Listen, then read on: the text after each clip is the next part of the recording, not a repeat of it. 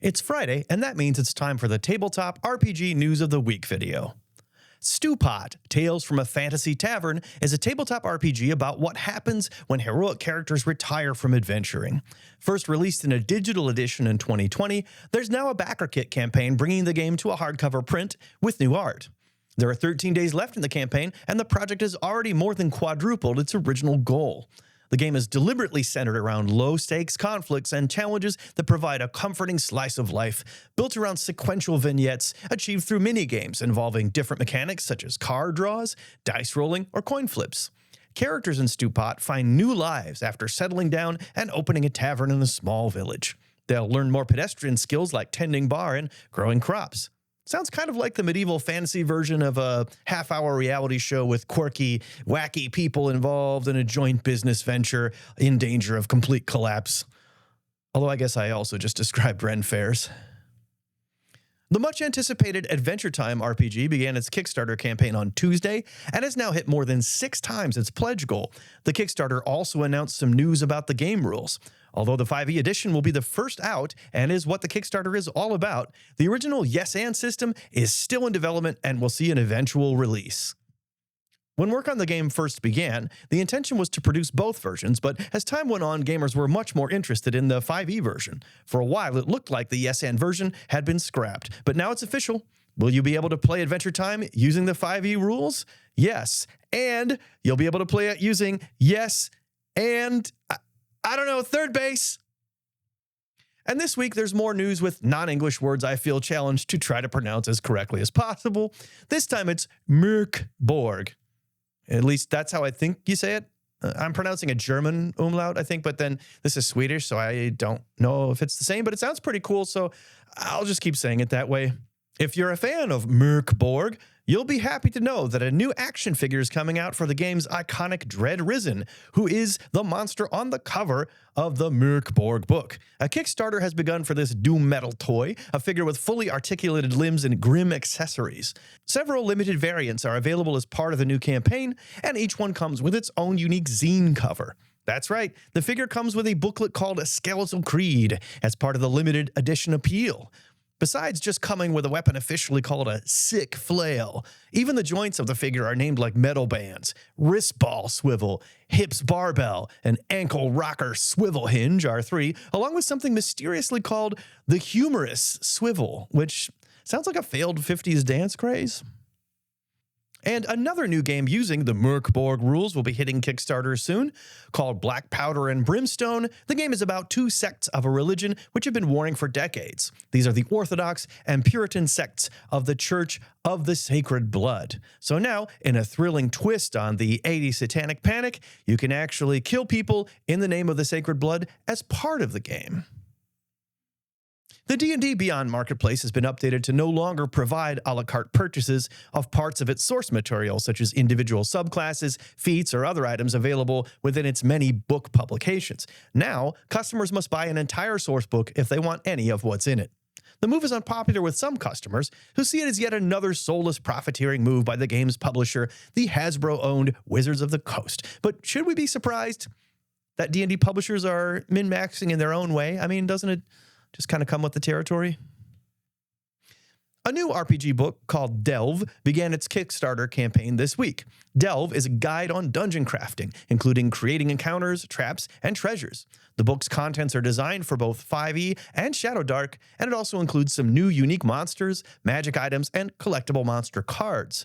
It also includes more than 10 ready-made dungeons designed for PCs from levels 1st to 10th, with each offering customization options. The book's intention is to reduce prep time for game masters and to provide challenging scenarios while making game management easier. I could say that this book takes on the D in D&D, but that might be too suggestive or confusing. I don't know, third base. Free League has announced 2 expansions for their fantasy RPG, Ruins of Symbaroum. They'll be titled The Throne of Thrones Part 1 and The World of Symbaroum. Throne of Thrones is the first part of a series, including 2 new adventures in its pages. The World of Symbaroum gives details on the main settlements of the game world. Symbaroum is set in a dark and mysterious world with gritty and deadly gameplay. Free League describes it as quick, punishing, and easy to get into. I guess kind of like an RPG Fight Club. Wizards of the Coast today released a FAQ explaining their use of AI in products. They mentioned that the public sometimes misidentifies some of their art product as AI generated, but also that while they do their best to prevent use of it, they have made mistakes and things have slipped through. They do insist that they do not want AI used in any final product an artist completes for either the Magic the Gathering or D&D lines, but they feel that each brand should have its own policy, citing Trivial Pursuit as an example. They also state that any artist working on these lines is given a handbook, including these explicit instructions banning AI-generated art in any final product. They do acknowledge, though, that they don't always disclose who the offending artists are, preferring to handle things internally. This means they don't make public statements about these situations. So, presumably nobody is sending Pinkerton agents to these artists' houses either. Pathfinder is now playtesting 2 new classes as part of their War of Immortals storyline. These are martial classes, the Commander and the Guardian. The Guardian is based on the Strength stat and looks to be a tank by way of heavy armor who can taunt enemies into attacking them rather than an ally. The Commander is focused on tactics and is a fighter whose key stat is intelligence. This is somebody who sees the battlefield like a game of chess and fights the enemy using their wits. So in this game, I could pretend to win one of those for once. Mad Scribe Games has released Baptism of Fire, a medieval fantasy RPG set not in a fantasy world, but actual 11th century Poland. It is, though, the 11th century as the people of that time would perceive it, which means that monsters and magic do exist. Poland at this time was in a transition from a system of tribes into the beginnings of a feudal monarchy. This involved the expansion of Christianity into Poland at this time, clashing with those monsters and magic. The publishers include a long paragraph about the use of the AI art in this book, saying that they wanted classical art, and there was no other way to achieve the amount they needed other than to turn to AI. The AI artist was trained, they claim, only on public domain images of deceased artists. They argued that to produce the number of images in the book at the level of Michelangelo would take many years and cost millions of dollars. This, of course, conveniently ignores the fact that these are digital images, not relying on the purchase or use of paints, the more permanent effect of applying paint to a canvas, making it unrevisable, or even waiting for paint to dry, the use of brushes, canvases, or other material, and also seems to make a truly bold claim that generative AI art is just as valuable and qualitative as the Sistine Chapel. An actual comparison they make in their statement.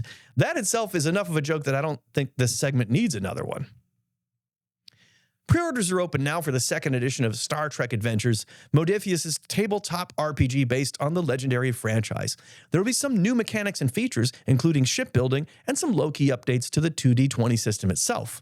The 376-page book will include new eras for play, such as Strange New Worlds and Prodigy. And don't worry, you'll still be able to play in the exciting Enterprise period.